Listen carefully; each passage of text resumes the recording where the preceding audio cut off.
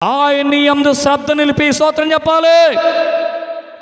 నీ నీతికి తగినట్టుగా నీ నివాస స్థలమును వర్ధిల్లజేయును. ఎట్లా చెప్పాలి? ఎట్లా? నీ నీతికి తగ్గట్టుగా నీ నివాస స్థలాన్ని వర్ధిల్ల చేస్తాడు, అభివృద్ధి చేస్తాడు, ఆశీర్వదిస్తాడు. ఆశీర్వాదం కోసం నువ్వు పరిగెత్తాల్సిన పని లేదు. ఆశీర్వాదమే నీ వెంట పడుతుంది. ఈ దీవెనలన్నీ నీ మీదకి వచ్చి నీకు ప్రాప్తించును. ఉద్యోగం వెతుక్కుంటూ వచ్చింది, వివాహ సంబంధం, నీ బిడ్డని, నీ కుటుంబాన్ని వెతుక్కుంటూ వచ్చింది, మంచి కాలేజీలో సీటు నీ బిడ్డలకి వెతుక్కుంటూ వచ్చింది, ఫ్రీ సీట్ వచ్చింది. అల్లు చెప్పాలా? అప్పుడు నీ స్థితి మొదట కొద్దిగా ఉండినను తుదం నీవు మహాభివృద్ధి పొందుతావు. స్తోత్రం చెప్పాలి.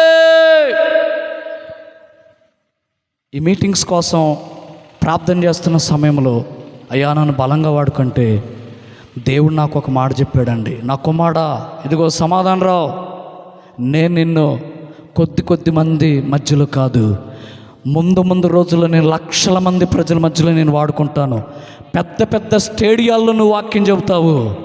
ఇది నేను నెరవేరుస్తాను. దీనికోసమే నేను నిన్ను ఎన్నుకున్నాను, ఏర్పాటు చేసుకున్నాను, నీకు దర్శనం ఇచ్చాను నేను. హల్లెలూయా! ఒక దర్శనం 23 సంవత్సరాల క్రితం ఒక దర్శనం.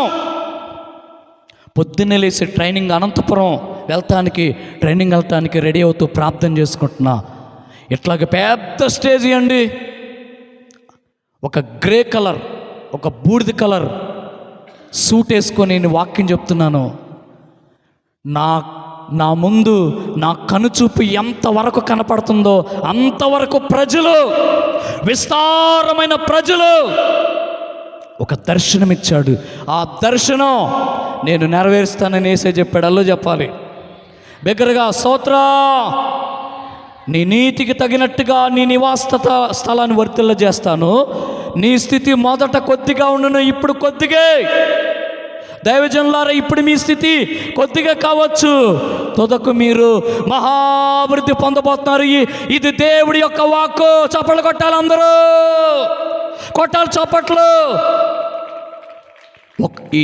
ఈ సమయంలో కొత్తగా పెళ్లి చేసుకొని మీ స్థితి కొద్దిగా ఉందేమో, అద్దె గృహాల్లో కాపురం చేస్తా కొద్దిగా ఉందేమో, ఇప్పుడిప్పుడే జీవితాన్ని మొదలుపెట్టారేమో, చాలా సంవత్సరాలు జీవిస్తున్నా కూడా అభివృద్ధి లేదేమో, సొంత గృహం లేదేమో, నిజమైన దేవుని దీవెన లేదేమో, ఆశీర్వాదం లేదేమో. దేవుని వాక్కు నీకు చెప్తున్నాడు యేసయ్యా, ఇప్పుడు నువ్వు కొద్దిగా ఉండగాని తొదకు నీవు మహాభివృద్ధి పొందబోతున్నావు. మామూలు అభివృద్ధి కాదు. కొట్టు చప్పట్లు కొట్టు. కాబట్టి పాపం చెడ్డది, దుర్మార్గత చెడ్డది, దుష్టత్వం చెడ్డది. ఆ చెడ్డ యొద్దు మనకి మంచి అయిన దేవుని మనం వెంబడించుదాం. అలాంటి కృపను పరిశుద్ధాత్మ దేవుడు మనకు అనుగ్రహించునుగాక. దేవుడి మాటలు దీవించునుగాక. అందరు లేచి నిలబడదామా? అందరు లేచి నిలబడదాం. Thank you Jesus. హల్లెలూయా.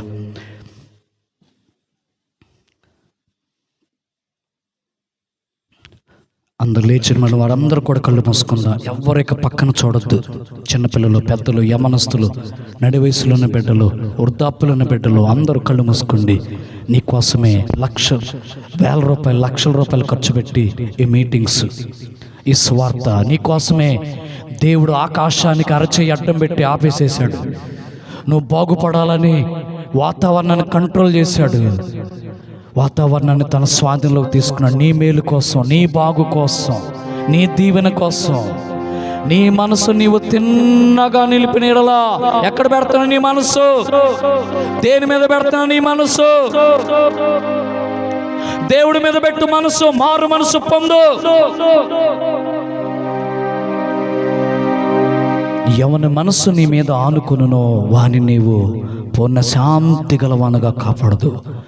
నీ మనసు గనక దేవుని మీద గనక నువ్వు ఆధారపడితే, నీ మనసు దేవుడి మీద ఆధారపడితే యేసయ్య నిన్ను పూర్ణ శాంతి కలగా నీ వ్యక్తిగా యేసయ్య నిన్ను ఆశీర్వదించబోతున్నాడు, దీవించబోతున్నాడు, వర్ధిల్ల చేయబోతున్నాడు. నీ మనసు తిన్నగా నిలపాలి. వ్యర్థమైన దాని యందు మనసు పెట్టకయు, కపటంగా ప్రమాణం చేయకయు, నిర్దోషమైన చేతులు, శుద్ధమైన హృదయం కలిగి ఉండి వాటి వాడే యెహోవా వలన ఆశీర్వాదమునందును, మన రక్షకుడైన దేవుని వలన నీతిమత్వమునందును. నీవు ఆయన వైపు చేతులు చాపిన ఎడల, ఎవరు వైపు చాపుతున్నా చేతులు? అప్పులోళ్ళు, వారాలోళ్ళు, వడ్డీలోళ్ళు, బంధించబడిపోతున్నా. 5 రూపాయల వడ్డీలు, 10 రూపాయల వడ్డీలు తీసుకోవటం తెలుసు, నీకు కట్టడం తెలియదు. ఊబిలో, అప్పుల ఊబిలో ఇరుక్కుపోతున్నాం, దిగబడిపోతున్నా. ఓ దేవుడు బిడ్డ, యేసే వైపు చూడు. నీ అప్పులు కొట్టివేస్తున్నాడు. నీ దరిద్రత నుంచి విడిపిస్తున్నాడు. వారాల వడ్డీల వాళ్ళ చేతిలో నుంచి, నెలవారి వడ్డీలు, వారాల వారి వడ్డీలు, అధిక వడ్డీల చేతిలో నుంచి యేసయ్య విడిపించబోతున్నాడు. ఇది దేవుడి యొక్క వాక్యమే. నీ చేతులు చాపు, పవిత్రమైన చేతులు. అయ్యా, నా చేతులు పవిత్రపరచు, పరిశుద్ధపరచయ్యా. ఓ రాబాబా షబాబాబా, అయ్యా నా చేతులు పరిశుద్ధపరచు. సెల్ ఫోన్ ద్వారా నీ చేతులు అపవిత్రపరచుకుంటున్నావా? చెడ్డ మెసేజ్లు పెట్టడం ద్వారా అపవిత్రపరచుకుంటున్నావా? చెడు పనులు చేస్తున్నావా? చెడు క్రియలు చేస్తున్నావా? పాపము నీ చేతులను చూచి విడిచిపెట్టు. దుర్మార్గతను నీ గుడారం నుంచి కొట్టివే. అప్పుడు వర్ధిల్లబోతున్నావు. నీ నీతికి తగ్గట్టుగా నీ నివాస స్థలాన్ని వర్ధిల్ల చేయబోతున్నాడు యేసయ్య. మొదట నీ స్థితి కొద్దిగా ఉండును, తొదకు నీవు మహాభివృద్ధి పొందదవు. ఇప్పుడు నీ జీవితం కొంచెమే, జస్ట్ కొంచెం. కళ్ళు మూసుకోండి, అందరూ కళ్ళు మూసుకోండి. ఇప్పుడు నీ జీవితం కొద్దిగా ప్రారంభించబడ్డా కొద్ది స్థితి. నీ ఊహల కందని రీతిగా దేవుడు నిన్ను ఆశీర్వదించబోతున్నాడు. నీ ఊహల కందని రీతిగా ఎదుగునట్లుగా కార్యాలు చేయబోతున్నాడు.